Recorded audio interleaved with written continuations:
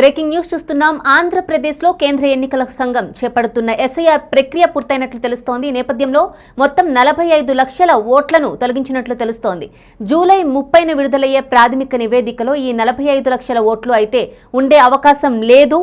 మరి సరైన ఆధారాలు లేకపోవడం, చిరునామా మార్పు, ఓటర్లు అందుబాటులో లేకపోవడం వంటి కారణాలతో ఈ పేర్లు తొలగించినట్లు సమాచారం. మరణాలు, డబుల్ ఎంట్రీలు, చిరునామా మార్పులు, పూర్తి వివరాలు అందుబాటులో లేకపోవడంతో కూడా ప్రధాన కారణాలుగా అధికారులైతే పేర్కొంటున్నారు. అయితే ఓటర్లు ఆందోళన చెందాల్సిన అవసరం లేదని ఎన్నికల సంఘం అయితే స్పష్టం చేసింది. జూలై 30 నుంచి ఆగస్టు 30 వరకు ఓటర్లకు ఏవైనా అభ్యంతరాలు, ఫిర్యాదులు తెలిపే అవకాశం ఉంటుందని చెప్పింది. ఇక ఫారం 6 ద్వారా తమ పేరు చేర్చడం లేదా వివరాల్లో మార్పులు చేసుకునేందుకు కూడా దరఖాస్తు చేసుకోవచ్చని తెలిపింది. తగిన ఆధారాలతో దరఖాస్తు చేస్తే ఎన్నికల అధికారులు క్షేత్రస్థాయిలో విచారణ నిర్వహిస్తామని కూడా తెలిపారు. అన్ని అభ్యంతరాలు, సవరణలు పరిశీలించిన తర్వాత అక్టోబర్ 3న తుది ఓటర్ల జాబితా అయితే విడుదల చేయనున్నట్లు సమాచారం.